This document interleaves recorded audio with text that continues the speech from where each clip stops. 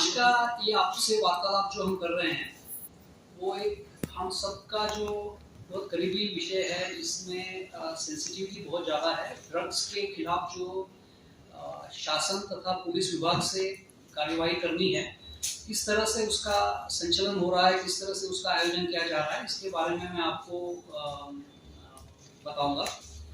पहले कुछ नंबर्स। 2023 में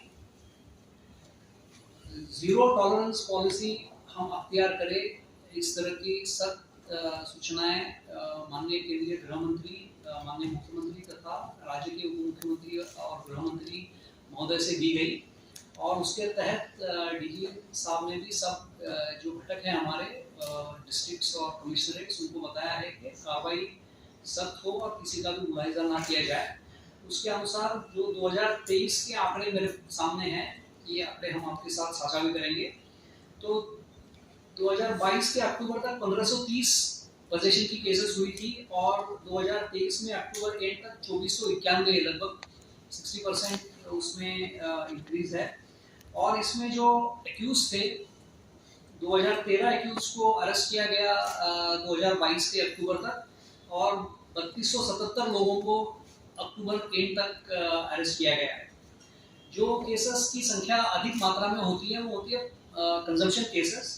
कंजम्पशन केसेस 9530 दर्ज हुए थे 2022 में, और 2023 के अक्टूबर तक 10,536 इतनी उनकी संख्या रही है। तो जो गवर्नमेंट की इंटेंशन थी उसके साथ साथ पुलिस ने कार्रवाई की है।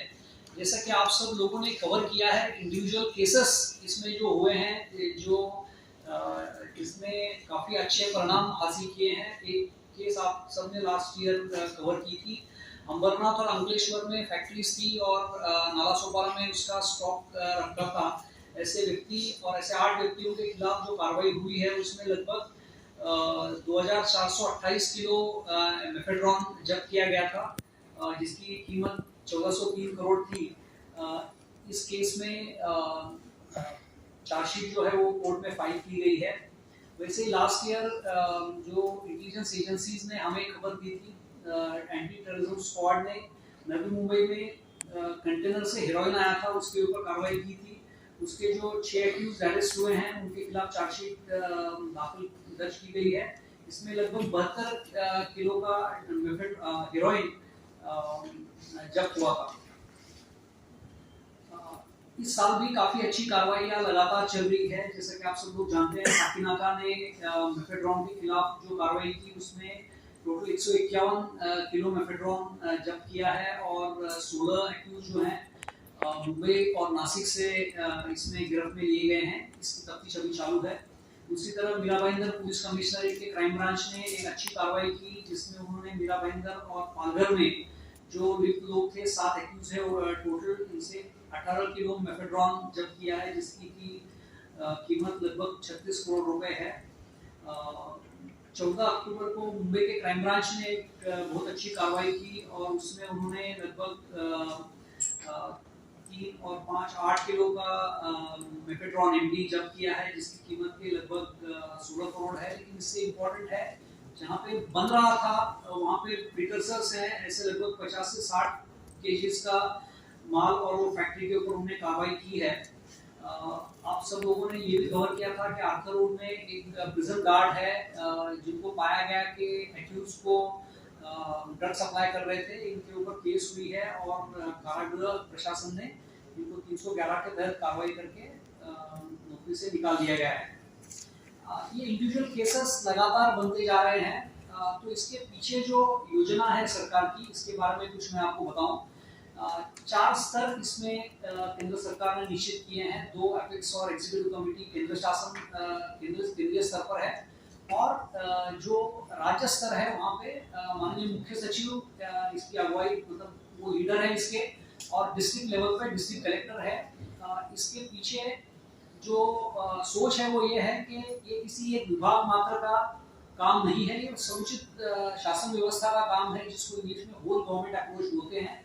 तो सारे विभाग एक आकर सप्लाई साइड और डिमांड साइड दोनों तरफ एक्शन ले। तो ये व्यवस्था जो बनी है उससे भी कोऑर्डिनेशन अच्छा हो रहा है। इस साल अभी तक लगभग 36 डिस्ट्रिक्ट्स में कलेक्टर्स के नेतृत्व में 130 मीटिंग अब तक हुई है, जिसमें कि सारे डिपार्टमेंट्स को कोऑर्डिनेट उनको एक स्तर पे लाया जा रहा है। आप सब लोगों ने ये भी कवर एक्चुअली किया था, बहुत बड़े मात्रा में जो ड्रग्स सीज होते हैं उनकी लीगल प्रोसेस फॉलो करके और जहाँ पे आवश्यक है कोर्ट की परमिशन लेके उनका डिस्ट्रक्शन करना, ये कार्रवाई भी बड़ी मात्रा में इस साल की गई है। लगभग 5200 से अधिक केजीज का गांजा और 111 किलो की ओपियम और 173 किलो एमडी और भी है, हम अपने आपके साथ साझा कर रहे हैं। इनका destruction after following due process किया गया है। ये सब में हम मानते हैं कि जब तक हम जो नागरिक है, सिटीजन्स है, उनको साथ में ना ले तब तक असरदार कार्रवाई नहीं हो सकती है।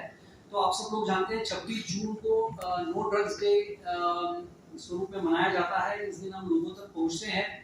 महाराष्ट्र में सारे जिलों में और आयुक्तालयों में ये कार्रवाई हुई और लगभग 27 लाख लोगों तक हम पहुंचने में सफल रहे। जो अवेयरनेस कैंपेन बिल्ड की गई, तो लोगों तक पहुंचना भी एक इम्पॉर्टेंट एस्पेक्ट करके रखा जा रहा है ताकि हार्म रिडक्शन और डिमांड रिडक्शन के ऊपर कार्रवाई हो। साथ साथ जो एडिक्ट हुए हैं उनके पुनर्वसन के लिए उनकी डी एडिक्शन सेंटर्स की जरूरत है। महाराष्ट्र में आज की तारीख में लगभग 130 डी एडिक्शन सेंटर्स कर रहे हैं काम, और राज्य शासन ने इस साल 4 बहुत अच्छे state of the art de addiction centre निर्माण करने का एक प्लान बनाया है और धीरे धीरे करके इसके ऊपर भी कार्रवाई चल रही है। हर जिले में एक अच्छा डी एडिक्शन सेंटर गवर्नमेंट का हो और बाकी एनजीओ के तो नहीं है। इस तरह की योजना है जो केंद्र शासन और राज्य शासन मिलके इसका संचालन और इम्प्लीमेंटेशन कर रहे हैं। एक बहुत आवश्यक चीज थी जिसको गवर्नमेंट ने मंजूरी दी है और वो लास्ट स्टेजेस में है, जगह उसमें निश्चित की गई है, अवेलेबल करा के दी गई है, वो है डिटेंशन सेंटर। बहुत सारे जो फॉरेन सिटीजन्स इसमें इन्वॉल्व रहते हैं उनके खिलाफ कार्रवाई करने के लिए डिटेंशन सेंटर की आवश्यकता थी। बहुत थोड़े समय में वो बनकर तैयार हो जाएगा, जिससे कि हमें काफी मदद मिलेगी फॉरेन सिटीजन्स के ऊपर कार्रवाई करने के लिए। एटीएस अब तक ये कोऑर्डिनेशन का काम जो कर रहा था, लेकिन ड्रग्स की समस्या को देखते हुए इसको एक समर्पित डेडिकेटेड एएनटीएफ की आवश्यकता थी। तो राज्य शासन ने ये निर्णय ले लिया है और एक स्पेशल आईजी के नेतृत्व में जिसके क्षेत्रीय इकाइयां होंगी, उसके थ्रू एक अच्छा स्टेट एएनटीएफ निर्माण करने का गवर्नमेंट ने डिसीजन लिया है और उसको मान्यता दे दी है।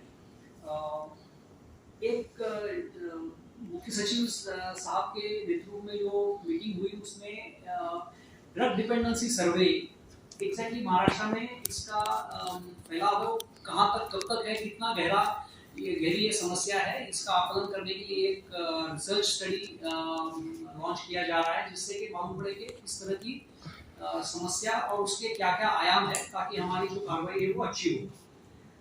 एक आप सब लोग जानते होंगे UNODC करके इंटरनेशनल ऑर्गेनाइजेशन है, तो उनकी मदद लेके हमने पुणे CPR में हर जिले के ऑफिसर्स को बुला के ट्रेनिंग ऑर्गेनाइज की जून महीने में, जिसमें कि 45 ऑफिसर्स को एडवांस ट्रेनिंग दी गई है ड्रग्स के खिलाफ कार्रवाई करने के लिए। और ये सब प्रश्न की गंभीरता जो है उसको DG सर ने उसके बारे में जो हमारे डिस्ट्रिक्ट्स और यूनिट्स हैं कमिश्नरेट्स, उनको जो इंस्ट्रक्शंस दी है, मेरे साथी आपको उसके बारे में बताएंगे। तो एक नो टॉलरेंस या जीरो टॉलरेंस पॉलिसी के तहत समुचित पुलिस विभाग और शासन व्यवस्था इस पे काम कर